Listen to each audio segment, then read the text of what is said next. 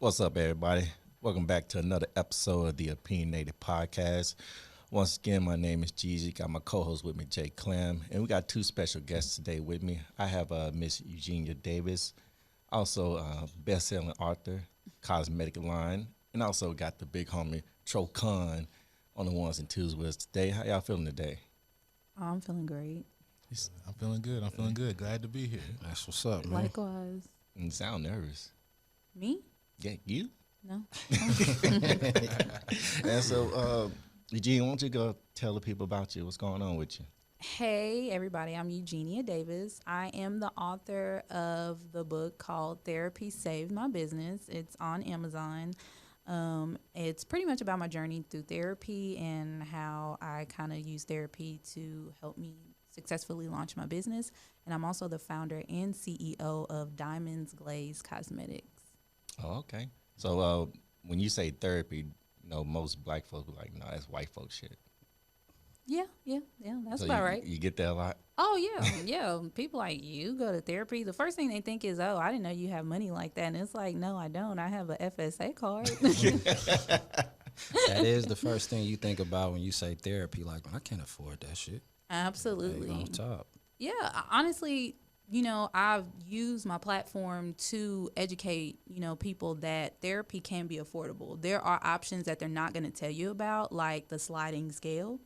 There are therapists that actually do pro bono work, but they're not going to offer it to you. You have to tell them. And, a lot of times they'll go based off your income.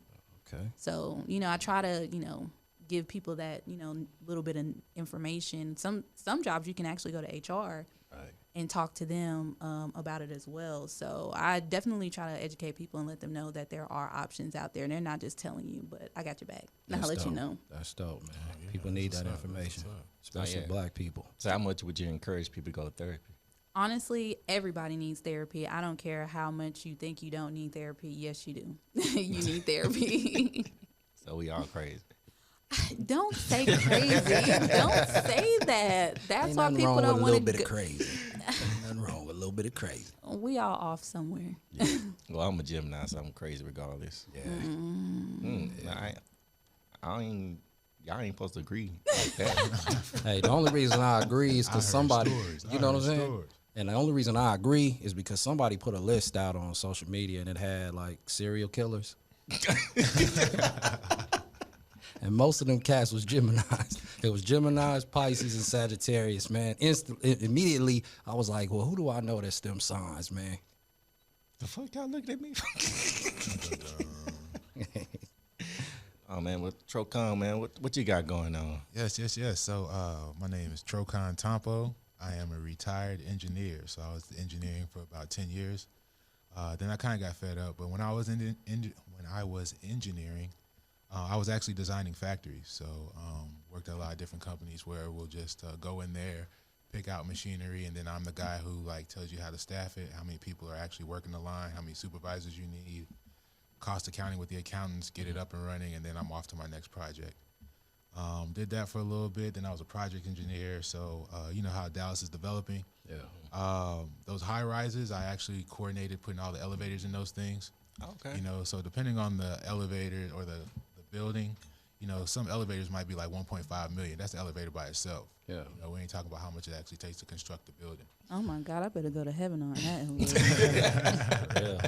Right. So I did that for a little bit. Then I kind of got burnt out. I stepped out and started my own business, Myriad Industries. So we're a hybrid. We're a consulting firm and a digital marketing firm, right? So if we think about business now, the biggest thing is you want to have your digital footprint. Mm-hmm. So we really can't have business without digital marketing or some marketing aspect, right? Whether it's social media, influencer marketing, or something of that aspect. So we kind of help you there. We help you build your content. And then once your content is built, and we're flooding you with sales, at that point we can have real tangible conversations about your operations, operational systems. How do we actually scale your business, right? Mm-hmm. So I take that skill set that I had in engineering and actually building businesses and building factory lines, manufacturing lines, and then I just apply it to any business that we're in. So it's kind of like a two-pronged approach. First, I hook you in and we'll make you a cool little video here and there. Mm-hmm. But eventually it's too much, And then how do we get more people under you to really have you having a business that works for you and you not working in your business. That's dope, man. Oh man. And so that's what we're doing right now. And I mean, I'm the guinea pig in myself. So I actually have, I was doing that full time for about 3 years now. My business finally gets to a point where it can kind of run itself. And so I stepped back in the industry, and now I'm a subject matter expert at Tarrant County College. Mm-hmm. And so I actually serve as a consultant for Tarrant County College, so TCC, where I work with a lot of manufacturers in the area, some pretty big names. You know, we're doing business with like GM, Morton Industries, and some larger factories. And whatever issues they have now, I'm the guy who goes in there and comes up with a solution for them. Okay, yeah, I've been going to TCC about 10 years now. Everybody got it. Oh.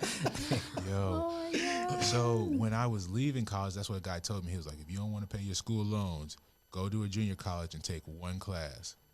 As long as you're in school, you don't have to pay on your loans. Yeah, that's it.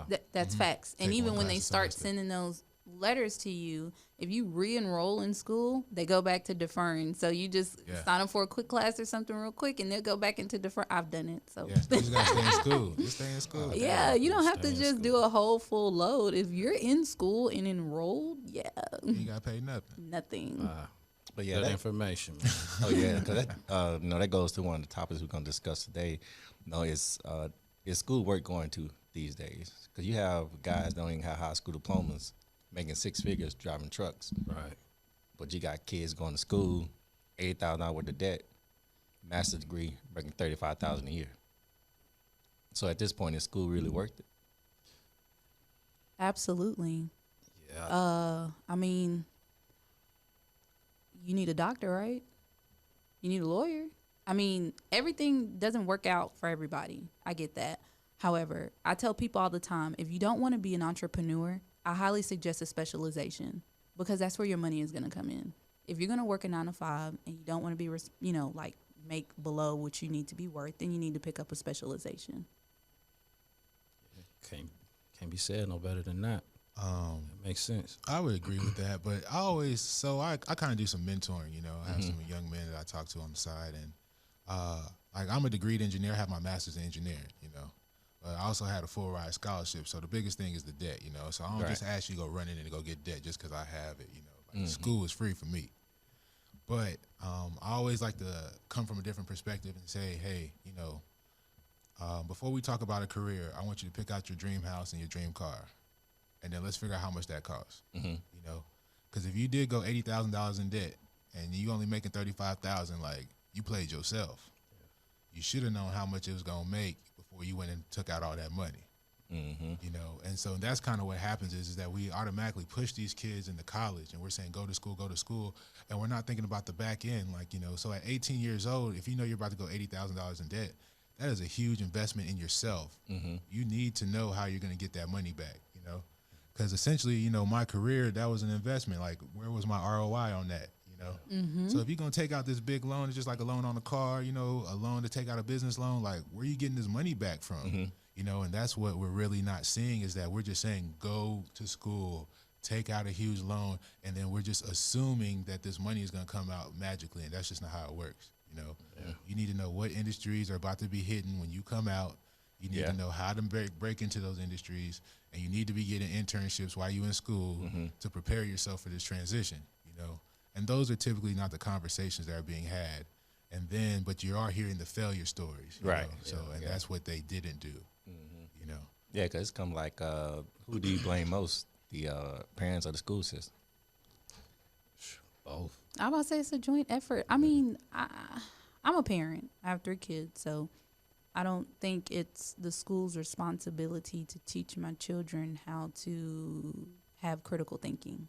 You know, that's on me as a parent. I do understand that there are some things that the school should be, you know, responsible for, but I'm a parent. Like, I get emails about my kids, like, they ask questions, like, at PTA meetings about classes, about curriculums, and there's a lot of parents who don't attend those meetings. You know what I'm saying? So you have a voice.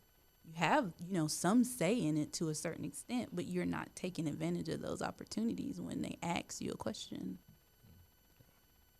And I agree with both of y'all. Both of y'all made great points, great statements. I mean, the thing that I think about is the only reason I say kids should go to school is the kids that aren't doing anything. You know what I'm saying? That I press to go to school, but I'm like you. Figure out another way to make some money if you can. Right. Go ahead. I'm sorry. Nah, go ahead, bro. I'm done. I was with you. No, 'cause I agree with that 110%. So there are those who should go to school, but school ain't for everybody. Mm-hmm. Right. School is not for everybody.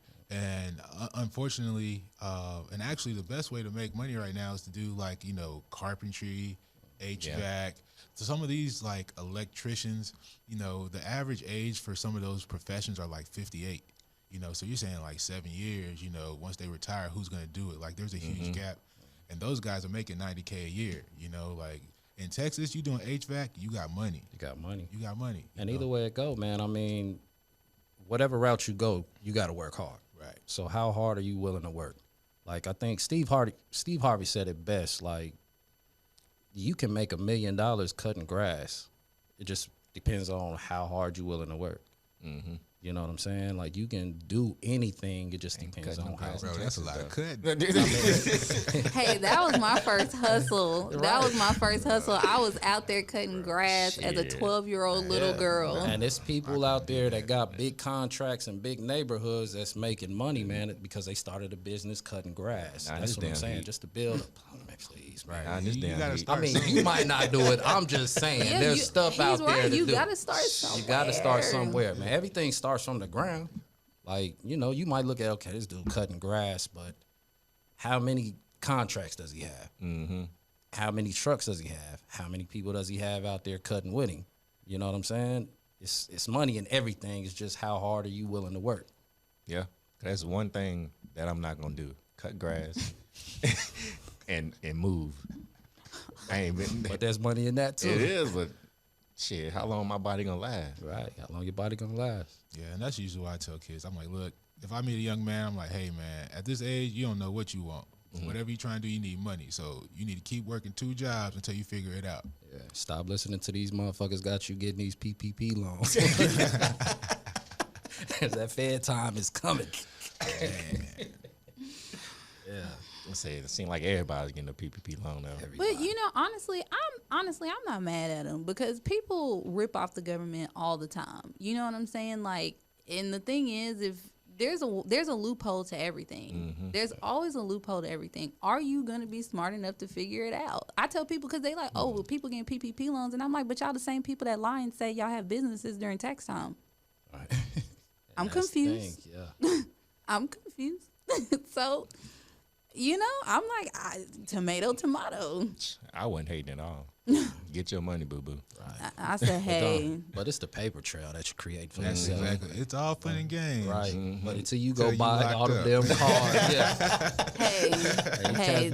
Doing the wrong things with the money, man. They have millions of applications. They can't put everybody in jail. That's what I said. But, you know, again, I personally don't encourage it. You know, if you're just straight up stealing and you know your motive is not in the right place, then, you know, I don't agree with that. However, you know what I'm saying? Like, you know, it sucks because we live in a country where people feel like that's their option. Yeah. You know, I'm trying to build myself up. And it's really sad because you have a lot of children out here who want to do so much stuff, but they don't have the support system at home. No doubt. You know? Yeah. So, you know, I kudos to you for mentoring. Yeah. You know what I'm saying? These young adults, because they really need that. You know, they really, really need that a lot. They need that. Yeah, they do. Because, you know, tell the truth, I ain't going to say half the people that got the PPP loans, but a large percent of the people that got the PPP loans, you know they out there tipping. Oh, of course. You already know. You know they out there tipping. You already know. What is it, at North Park Mall right now?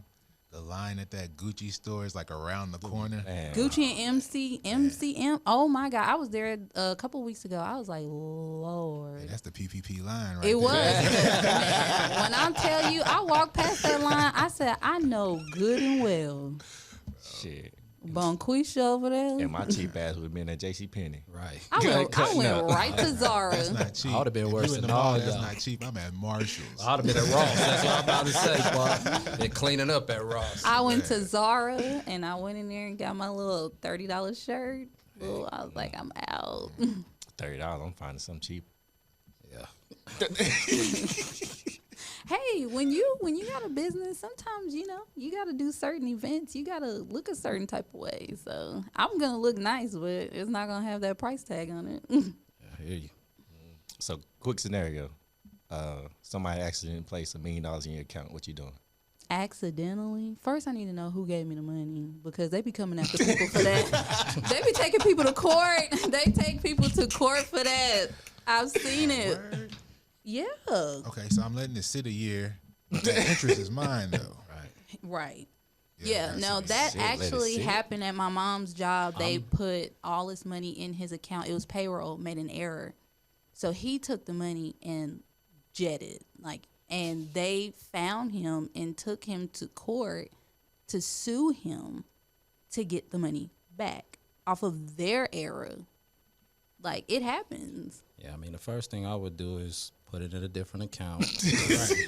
Straight up. I'm spending about 100,000 of it. I'm gonna let that 900 sit, Just in case you gotta pay it back. just in case I gotta pay it back, just in case. But after a year, yeah, Shit's a wrap. it's a wrap. But like he said, if you letting it sit and it's accruing interest, they can't take the interest from you. They can- Exactly. they So can get- take your money and I Yeah. got mine. Then you just build from there. Right. So if y'all want your 900,000 back, that's all that was in there. Yeah, that's what I'm like. Taxes and everything. Yeah, like he said, our key was mine. Thank you so much for that business loan that y'all didn't even know y'all gave me, but I got what I needed. Thank you. I pray to the Most High and figure like, hey, I ain't gonna block this blessing.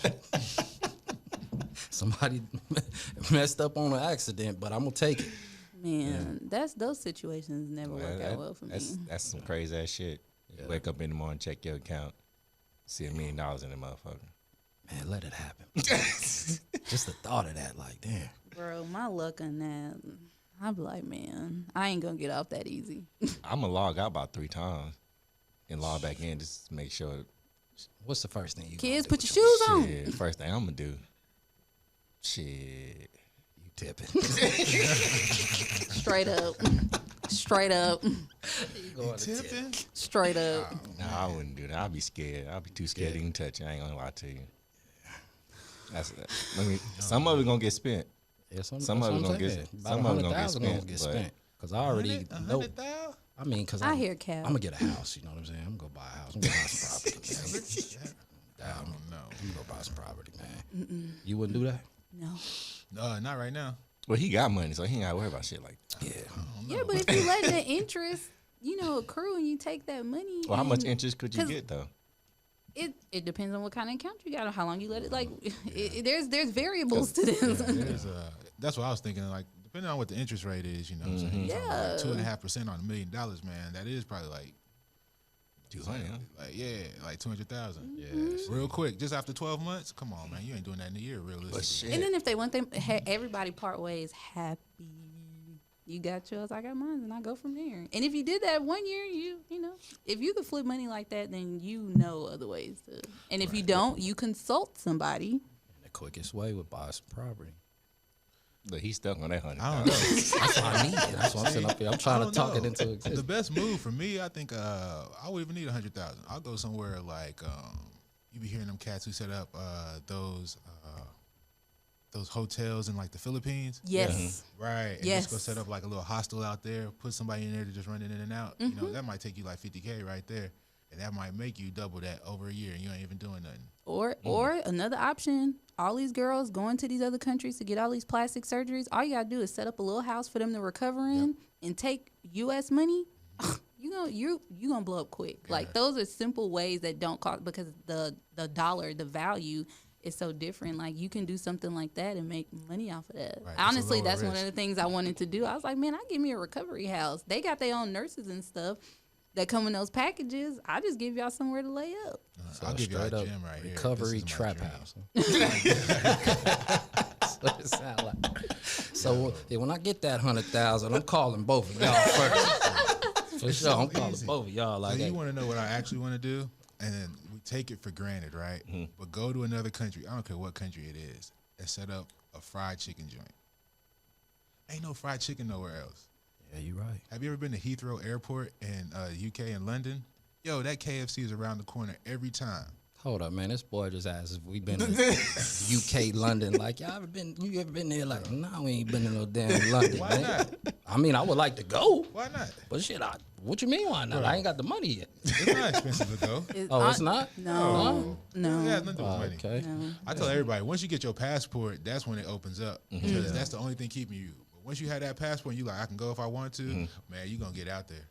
Yeah, okay. Get out there. Just ain't really looked at it, but yeah. You just need a passport. Because I once got you have that, that, you just going to, it ain't hard. Because usually we go, like I had a group of friends, we went to Italy for a week, right? It sounds extravagant. But in all reality, the round trip ticket was $350, and that's why we did it. Mm-hmm. Damn. We went in the off season. Mm-hmm. Yeah, see. See, you gotta find the right time to go. Right. Yeah, because it can get discouraging when you look at that plane ticket and it say $999. Man, I'm good. Yeah. Shit, I look at the hours. How long the damn flight is. That's what Y'all kills me. You know me. I'll be like, I was supposed to go to Nigeria in May, and It's like a 24-hour flight, right? 17 to 23, depending. They stopped you can't stop in the UK right now because of COVID and everything, so they had to move it to Germany. But I was like, man, that was a lot of planes to catch, and I was like, dude, I don't know. We'll I've see. been out of the country before, but not that far, so it wasn't. I've never had to switch planes. How are those planes when you going that far? Are they big enough for you to have like the sit back seats, or is that just strictly first class type stuff? I haven't flown out of the country on a plane, but I've flown on an international plane, and I promise you, you forget that you're in the air because it's so huge. You literally forget. You feel like you're on some spaceship or something. Like, you got TV screens. My chair was reclined. Like, I'm laying back. I had a whole TV in front of me. Like, I forgot after a while that I was even on a plane. Like, until I happened to look out somebody's window. Like, Yeah, see, that's what I mean. They're huge. Okay. You know, so you think of the typical plane, you're gonna have like 3 and 2, right? 3 on one side. It's gonna be like 3, 4, 3. You know, for like 50 rows. It's just like a bunch of people on there. You know, it's a big plane, depending on the size. And then, of course, there's amenities to first class. That's where you're gonna see people who are reclining. It turns into a bed. You know, you got the little net or whatever that you can swing around. Okay. Or sometimes I've been on flights where it was just like a regular. We just had to sit there. You know what I'm saying? We didn't really go back that far. You know, it hurt, but you know. Damn. Well, if you want to be cheap, you know, Right, if you're trying yeah. to get there, you got to make sacrifices. Get what you pay for. Yeah, you gotta Yeah. make sacrifices. Okay. but yeah, it was honestly for me. It was I loved it. I was like, wow, this is it. It just freaked me out because I saw my ticket, and I'm used to getting on a plane where it's like group, you know, like group 1, group 2, group 3, group Right. 4. I saw there was 9 groups.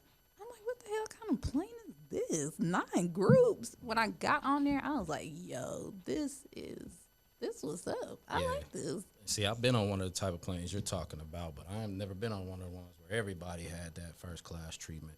So, I mean, of course, the people behind me, I got a hookup. I got, like, you know, platinum benefits and stuff like that. So that's why I was able to, you know, experience that. But it was very cool. Like, I just thought it was the coolest thing. And my sister was with me, so she flew with me, and she was like, man, I don't think I probably would have experienced this without you. She was like, this is just different. I was like, man, I could get used to this. Well, you know, black folks know how to act. Yeah. Certain shit. Man, because when it was funny, because I was like, ding, and the plane was so huge. It took the flight attendant forever to get to me, and I was like, I don't know how to do my seat, and he just laughed a little bit, and he's like, let me help you, because I never did it before. Is they had good food? Cause you know I fly Spirit. Them noodles still. And them shits cost $3. Not with a Cash App card. Yeah. I don't think too many people know about that. But Yeah. We're gonna keep that on the Yeah, low. we Then gonna- never mind. Fuck that. Y'all gonna tell us We what's gonna- up, man. We'll tell you after the show. yeah, we're gonna off air. They gonna get us. They gonna put a whole lawsuit out. Oh, man, you giving up all the game. Yeah, shit. It's how it be sometimes. Opinionated Podcast After Dark. Man, so if you can encourage kids to go to school, what degree would you ask them to pursue? I got one. Agriculture. Yeah. Farming. That's like the so that's the next big boom that nobody's actually paying attention to, like the At average, all. yeah. There's nobody to actually farm anymore. And that's why we're like mass producing all this food. Like we can't keep up with the growth in the country. You don't even know what's real and what's fake now. Right. Yeah, we can't. Nobody's growing anything. And I've never met a broke farmer. Right. It's a lonely life, but you're not broke. Life. It's a paid life. Because when, farmers get paid not to farm. Because they keep track of all the food. So if you got so much land and you can't use it, then the government gives them money to be like, all right, we know you losing money, so here it go. Like farmers make bread. And they have different loans. Like they don't have the same loan that, when you have honestly, I learned this from working in mortgage. I had a mortgage job and they was like, hey, if you want to get a different type of loan and save on interest rate and all that stuff, get you like an agricultural loan, and all you need is one livestock on your land, and you're gonna save so much money on interest and all that through than getting a traditional loan for your house. Like you just need one animal. That's why there's so many random animals, in the Metroplex. Exactly. See that land, there's just one animal on it. Yeah, it's because of that loan. Exactly. That's why they do it. Also, when you see the one horses and shit. Yeah, or you just hear somebody with like, why does she have a chicken? Right. But yeah, you just need loan. exactly. Now it all making sense. Rick Ross does that. I think he has on his land. He has a few cows and stuff like that. He's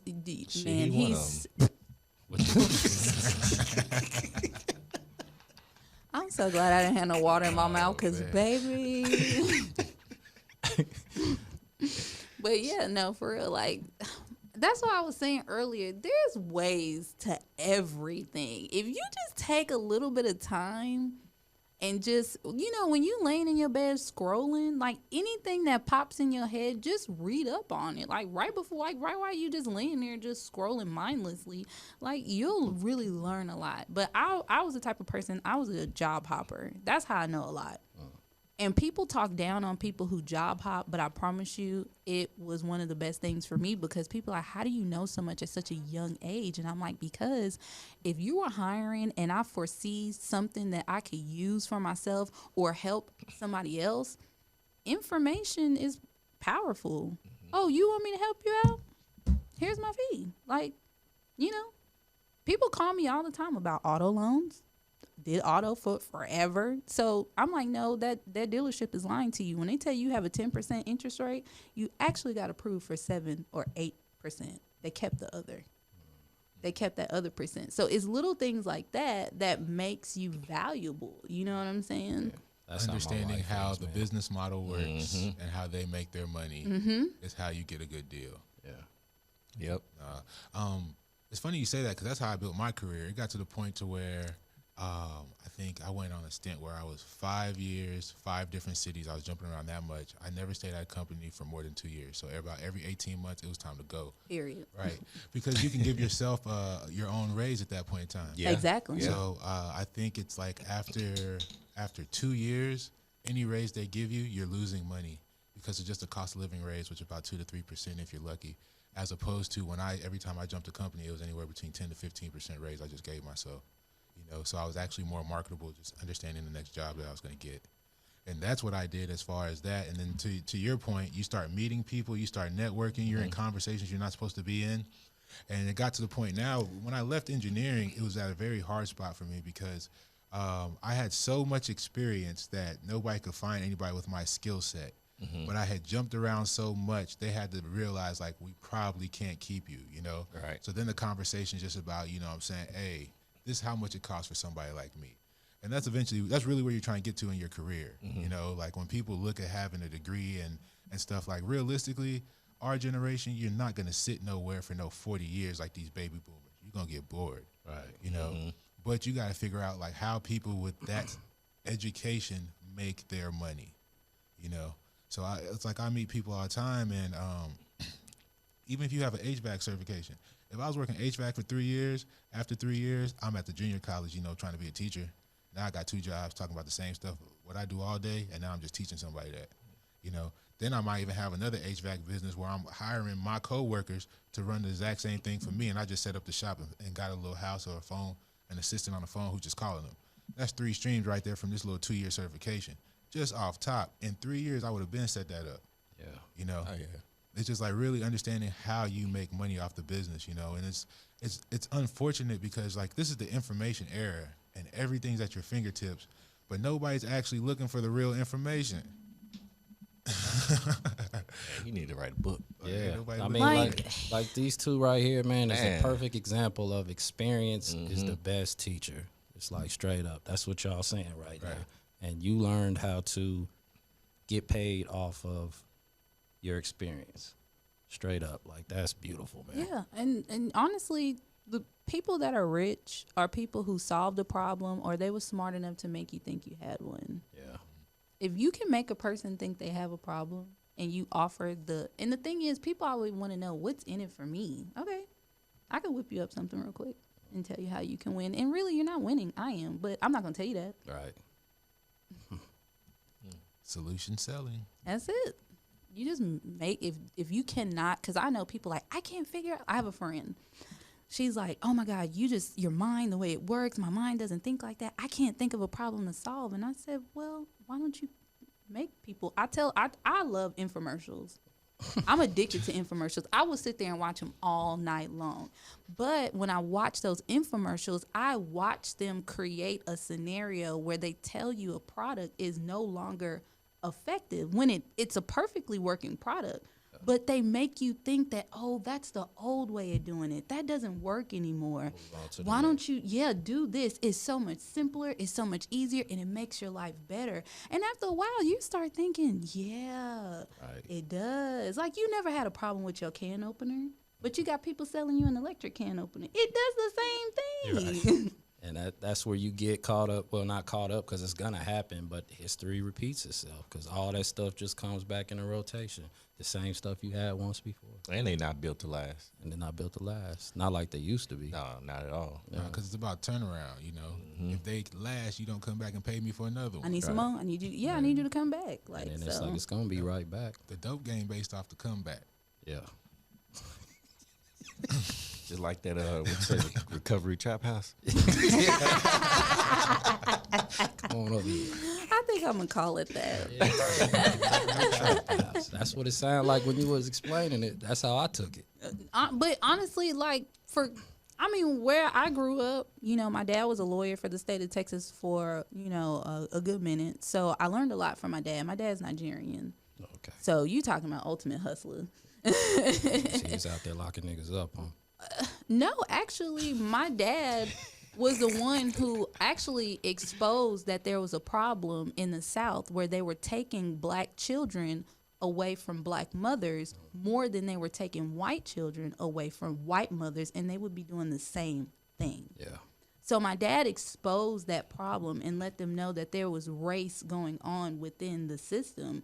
And, the state really kind of went against him because he was exposing them. Like, y'all are taking these black children and taking them out of their homes because their mom is an addict. But meanwhile, a girl over here is a meth head. She don't feed her kids. But you let them stay or you let her take a class. In any system, you see that. Black kids, Hispanic kids, they getting the jail time. Caucasian kids is getting the programs. Right. Straight up. That's how I was working. So, but my mom, she's, I'm just going to say she's herself. And so there was certain areas that I lived in. So when I'm explaining certain things to certain people, I'm like, look, think of it like the drug game. You know what I'm saying? The same. I mean, honestly, that's why some people get out of prison and they can go into corporate America because they understand profit, they understand loss, they understand margins, because that's all part of the game still. Yeah. I mean, they don't call it that, but they got their own slang terms for it, but it means the same thing. Yeah, because I got a couple of homeboys that went to Fed prison, and as soon as they got out, them cats is rich. Because they understand, like he said, like the formula, like how the business run, like. Good employees are either making you money or they're saving you money. Mm-hmm. If you can't do either or, like, you're just a little worker bee. Like, go over there and do that. Yeah. Shut up. Yeah. Don't be buzzing around here. Push them papers, homie. Push them papers. And don't say nothing else. At all. I'll take your damn stinker. Oh, my God. Man, so, with this generation growing up, what do you think? What kind of change need to happen for it to be great, for this generation to succeed? They need to listen. You know what I'm saying? Especially when the elders is speaking. Like, two people like this right here is gold mine for the youth if they listen. You know, pick up her book, contact him in any kind of way. Straight up. Like, the things they were explaining today and talking about today, it enlightened me in so many ways. And I'm sure I'm older than both of them. He always telling his age. I'm proud of it.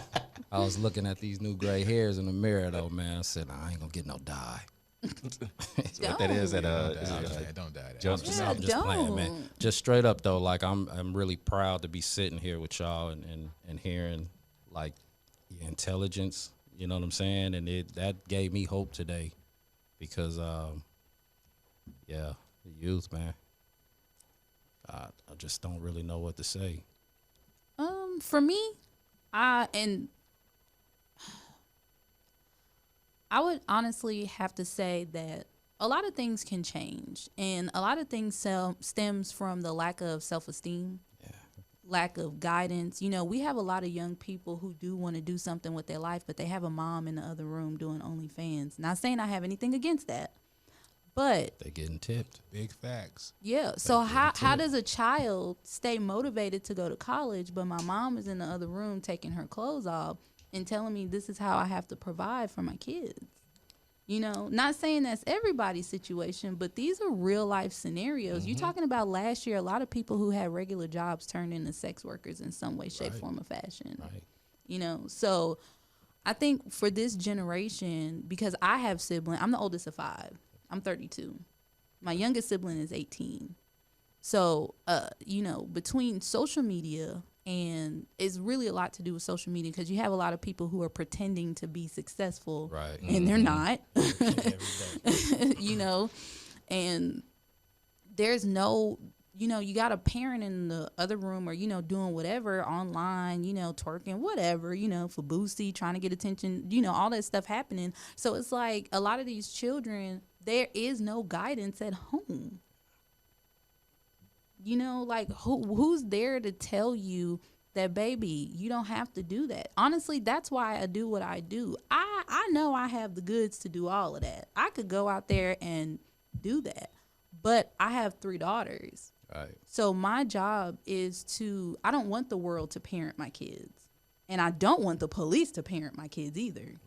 You know, so it's my job as a parent to make sure that I'm setting the standard. You know what I'm saying? Like, you don't have to do that. There are so many other ways to make money.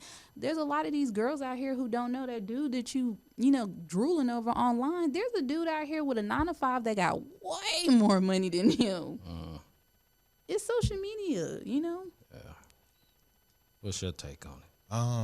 I think it's real challenging, really, for these kids because they're going through something we haven't really experienced, and that's like growing up with the phone, you know, Right. and having access to the internet, you know. So I think when I was in junior high, like, man, you was balling if you had an actual computer in your house. Like, dang, y'all rich, y'all got a computer and internet, you know, AOL. You like, you know, now can you imagine your house? Like, it's considered that, you know, you are very poor if you don't have a laptop in your house and like DSL internet, you know. Yeah. And so just to grow up in that world, and I know even with my daughter, and I actually have custody of my daughter, like as I'm watching her grow, like there are just challenges that come with it, which is one, we even as parents, we aren't aware how easy it is to access like sexual things and how easy it is for a kid to be that distracted. You know, used to be you just had, you know, the porn magazine under your mattress, Right. you know. Right, you watch BNT Uncut, you wait, you know, and then right after Uncut, you know, that church show come on. They Make try you to clean save it you, up. like, got you right there. Right, nah, but like, so they have access to sex, they got access to all types of videos that we just never even had. Like these distractions that they are faced with are on a whole different level than what we had. You went outside and you hooped, you went outside and you played tackle football. Like these kids don't have to do any of that. And they're just on their phones, and so they have like a false sense of reality that is completely unfair. And at that age, it's very hard to try to explain it to them, you know.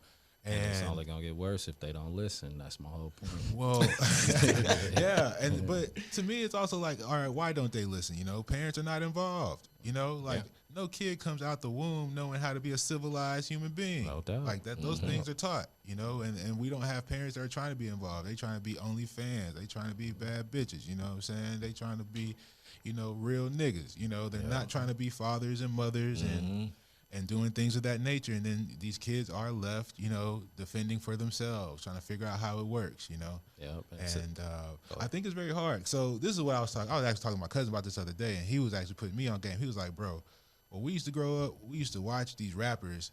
And like, yeah, we might have thought they was fly, but nobody ever did what they did. Right. You know what I'm saying? Right. Like, you remember when Cameron pulled up in like the all pink mink and the all pink range? It was like, dang, he fresh as hell. But never did you ever think you was going to go buy one. Right. You know what I'm saying? Like, I'm not going to do like, that. man, that video was dope. Right. Anyway, back to class. Right. No, they actually go out and do it now. Yeah. You know, and that's like the crazy part is like, y'all really doing what they're doing? Like, they're entertainers, they're rappers. You're not supposed to be them. Like, we just agree, nod our head, and be normal over here. But that's not the case anymore, you know? It's because the youth can touch it now. Like, you got stuff like Instagram, you got Twitter. Our heroes we couldn't get in contact with like these kids the youth can today. So that's why they get out there and just go do it, because they can contact those people and feel closer to them. And like you saying, me and my brother was talking about it. We remember being in school and a girl liked you just because you was cute. Now you go to school, you a boy, you got to have some money. At 10 years old. At 10 years old. Nah, man. And what's the... They ain't got no game, bro.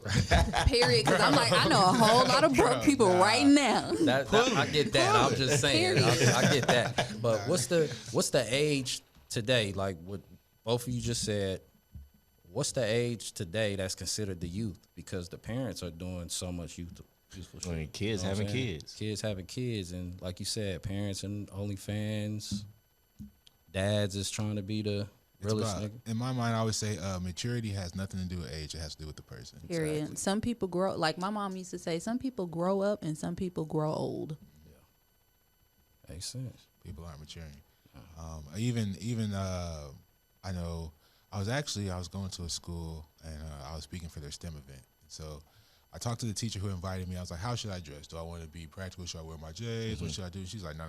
We see enough of that. You know, we got enough fresh shoes walking around this place. Like, can you please come in here looking like a professional? You know? And I was like, all right, well, I ain't going to just overdo it. You know, I want it to seem reasonable. So I came there, I dressed pretty nice, you know. But that's when I kind of came to the conclusion. I was like, man, if everybody trying to dress like the rappers and these teenagers, like, who do the kids have to look up to? And that's what we're not looking at from their perspective. It's just like, you know, if we are sitting here trying to compete with them on shoes and the best fashion, they already know they fresher. You know what I'm saying? Because ain't no way you old know how to be young better. Right? So at that point in time, it's like, you know, what do they have to see after that? You know what I'm saying? Like, what does it look like after that? And then you start realizing that's when you get these 40, 50-year-old men who still walking around here wearing J's, still got the tall tees on and stuff like that. It's like, man, you never learned how to progress. You may have never seen what an actual man looks like. You know, we don't. You know, there are some conversations that I wish I could have with some guys. You know, just on professionalism, presenting yourself. Like, you know what a full break is in your pants. You know what a half break is in your pants. Do you know how to get yourself tailored correctly? Just to present yourself. You know, They gotta listen. Where the offering plate? No, I'm serious, because there are jobs that I have. Okay, I'll say this. When I worked in mortgage, I was like in my mid-20s. And in order to work there, you had to have a 4-year degree. I didn't. But the lady was so impressed by the way that I presented myself as a young African-American woman. She was like, when can you start? Yeah, and that's key, man. Like, people have no idea. My grandmother would tell me all the time, manners will get you where, you know, your intellect can't. Like, you can just manners, knowing how to look the part. Like, there's I don't care how broke you are. There's no excuse for looking dirty. You know, it's just little things like that makes a huge impression. Like, even when I first started my company, I mean, Glenn will tell you, like, I didn't have a drop in a bucket. But I knew what I knew up here, and I knew how to present myself. Yeah. And it was like, you know what? I cannot tell you how many people who have helped me in this journey, and they told me don't pay me. They said don't pay me. Wow. Don't pay me anything. I believe it. Perception is reality, one, and then presentation is everything. You know, like it doesn't matter how expensive your clothes are. You know, like wrinkled pants are wrinkled pants, homie. Right. Like crease them joints, they don't cost you nothing. You know. I remember growing up, we used to have the Stay Flow bottle, and you need Period. to be creased up. Period. You know, and now I look at these kids, I was like, yo, it's really cool to look like you just came Ain't from shit. under an Right. underpass, bro. Like, why do you want to look like you just jumped out of a dumpster? Like, And you know Seriously. and you know who's No. getting in trouble for that right now? Monique. All she said was, don't wear your bonnet and your pajama pants out. You know what I'm saying? And she's receiving a lot of backlash for that. Well, you know why? Because we live in a society now where accountability is almost at zero. It's at zero. People are not holding themselves accountable. They're not holding the next. It's always somebody else's fault. Right. It's always the finger pointing game. Like, I can't even stand to be in meetings sometimes because I'm like, for Christ's sakes, you guys, look, it don't matter who did it. We dropped the ball. That's it. Like, it doesn't matter. Like, we wasting half this time talking about who did what. Listen, we dropped the ball. What are we gonna do, and how are we gonna fix it? They just gotta listen. active listening is a skill. Telling you, It's that you have to work on. you have to. You have to work on listening. It doesn't come easily. He's what he's saying is true. Again, man, when I tell you I learned so much at this mortgage company, it's ridiculous. They would give out classes that you can get off, the phone to go take.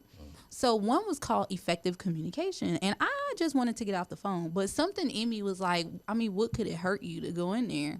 And when I tell you that small class that they offered at my job it literally changed everything for me, because it taught me to understand my audience. Is this person a aggressive person? Is this person passive? Is this person listening to reply, or are they, like he said, active listening? Like, I learned so much in that class. So people like, man, you just know so many people. I'm like, no, I just know who I'm dealing with.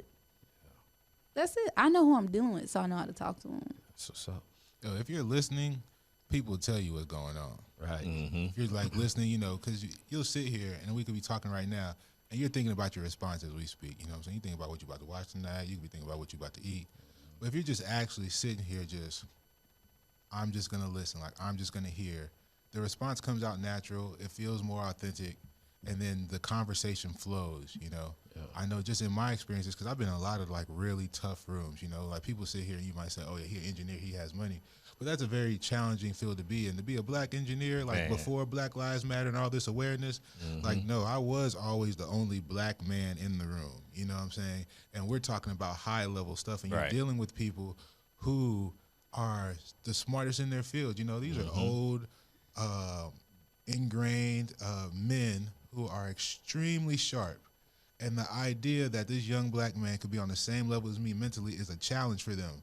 Have they even like conceptualized that that's possible, right? Because their intellect is their biggest value at that point. It's not the bank account. It's that I can solve hard problems. How can he correct me, And those are the people I have to work with on a daily. So you have to be there with them. You have to really be able to talk to them. I have to know how to deliver hard news, like, the dude who been here for 20 years, at Lockheed Martin, everybody praises. I got to tell him he's wrong, and I'm the young black kid with the backwards hat. How do you do that? Active listening, knowing how to present it the right way, knowing how to phrase those words, because that's my job at the end of the day. Right. That's my job. And those challenging situations is what kind of like, refines you to be able to have tangible conversations in business or have tough conversations, how to break things to people. Because what you find is, especially nowadays, whether it's kids or just adults, is like, man, you have to know how to talk and treat another human being. Yeah. Like, yo, Big facts. I don't know. I don't care how much money you make, man. People just have no etiquette, Right. Like, this joint is just getting to the point where it's ridiculous, especially being from the South, and I think a lot of people are starting to realize that as they move here. It's like the South is the only place in America that actually has culture. We got Southern colloquialisms and stuff like that, like yes, ma'am, no, ma'am, all these little things. And I always said Southern hospitality keeps the peace.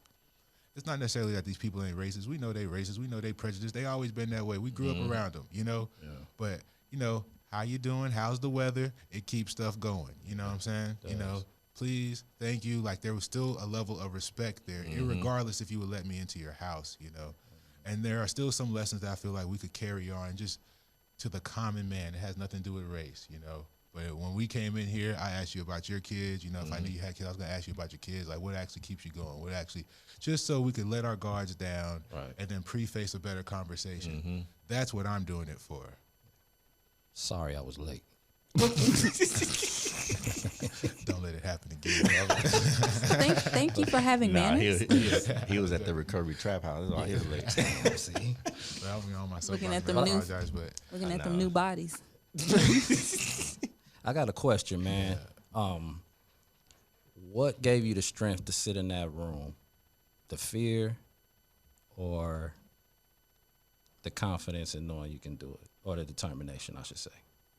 I think it's a little bit of both, man.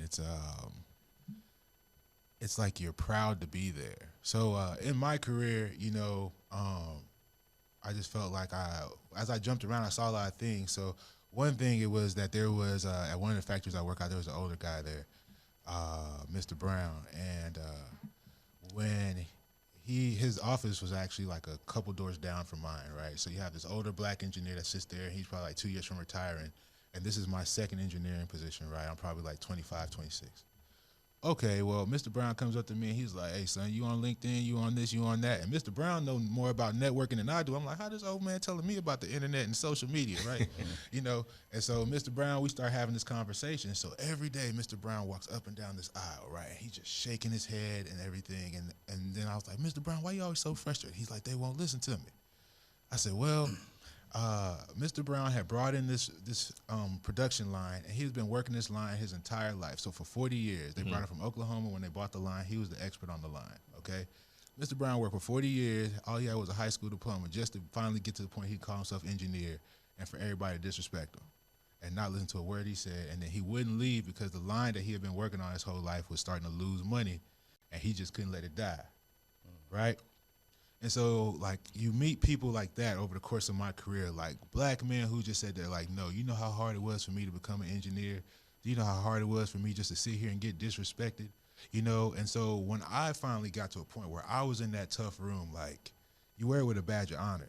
You know what I'm saying? Like, Mr. Brown went ahead so I could be right here and get disrespected, G. You know what I'm saying? Like, this was the room he was trying to get into. It wasn't that he wasn't capable. They wouldn't let him in, but I'm in it now.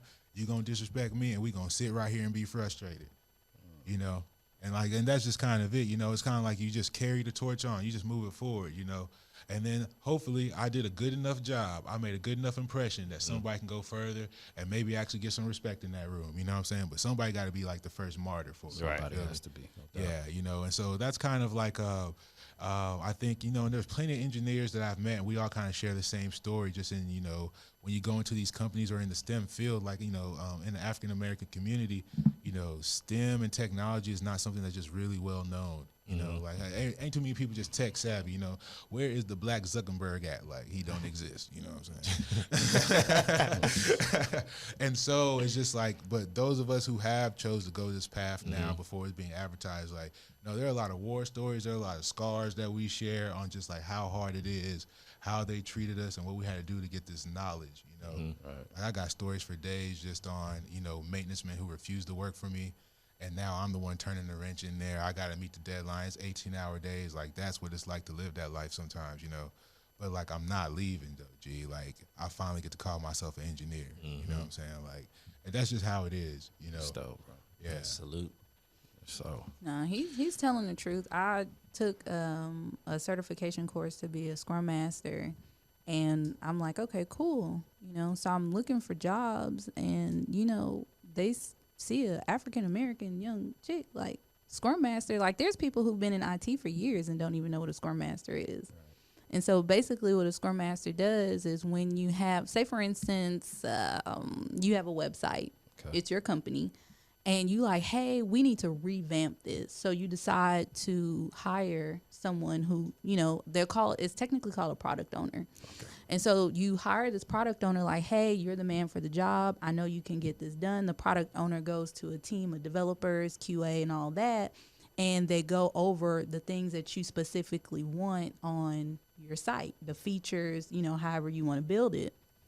And so the Scrum Master is someone who basically is like making sure that everybody is being honest about what's being done, the time frame they can get it done, budgets. I mean, you're not a manager, you don't hire, you don't fire anybody. But, you're just in that position where you work with the stakeholders, you work with the product owner, you're working with the developers, you're working with QA. And being an African American woman, and they're like, who are you? Like, who are you? Like, we don't care what that resume say. Like, who are you? How did you get here? Yeah. That seriously. Because that's the country club. Yeah. No, for real. Real talk. That's the country club. It's like, who gave you the password? It's about intellectualism at that point. That's intellectual warfare. So it's not about how strong you are, how fast you are. Like, yeah, we know we can play basketball, but have we proven that we can actually think on the same level? Like, that's the challenge right there when you go into those rooms, It's like, okay, how much do you know? And they're questioning your professionalism. They're questioning, can you really handle this job? Like, or are you just an affirmative action hire? Exactly. And honestly, I will be so real with you. I've talked to so many recruiters because I'm like, I don't understand. I'm like 9 out of 10 of what they want. And he was like, listen, can we just have a real conversation? And I was like, yeah, sure. Tony, we cool. Yeah. He was like, look, sometimes you're just a token. They got a quota. They don't care. But if they have room to overpick you, they're going to do it. Like, it happens. And I was like,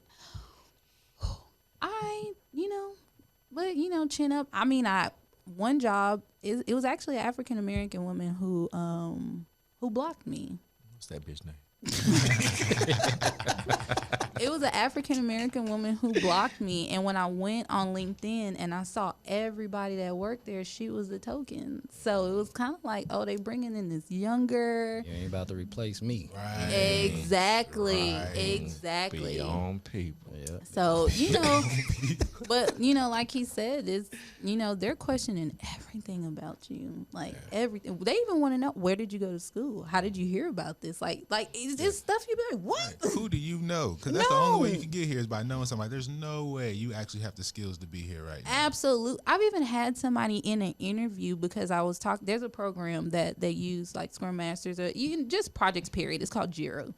And so they were asking me, like, down to, how do you integrate Jira with Outlook? Like, why is that even an interview question? Like, it's, just little things like that where it's like a test to see if you really about that life. And, like, just little petty things. I was like, why is this even a question? But it was cool, though. Yeah. You know what? I think all 4 of us should do. We should apply for a PPP loan. I got a feeling that you two will make us a whole lot of money. Me and Jeezy go stay behind the scenes. Yeah. But, yeah.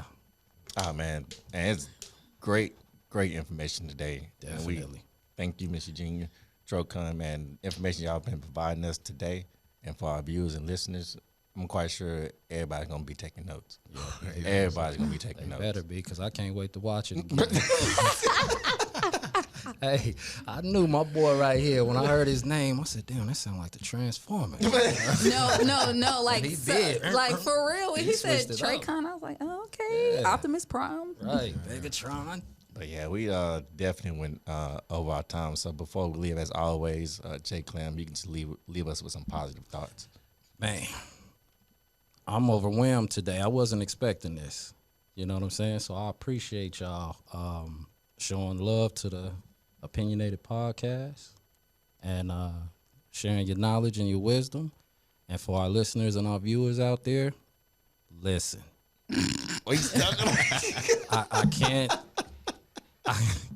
I can't stress it enough. Like, listening to these two right here, I can do that all day and all night. I appreciate that. No doubt. It's always somebody out there that you can listen to. The hard part is finding that person. It don't always have to be your parents. All right, go with your gut. Hey, you can learn from a fool, even if it's I what was not just to do. I was That's just what I'm gonna say saying. that you can learn from everybody, even if it's what not to do. Whatnot. Because, I mean, one thing you know when you come out the womb is they say you don't know right from wrong, but you do. A baby knows that an iron is hot and a stove is hot. So go with your gut. Know who to listen to. And when you find that person, just listen. I'm going to leave you with that. All right, so we got PPP loans, recovery trap house. Recovery Trap House is number one. Oh, Put and, PPP loan last. and listen. And listen. And hold on. Put it in the atmosphere that somebody messes up and pushes a button and puts $1 million in your account. That's how you end it right there. Once again, this is the Opinionated Podcast, and we out.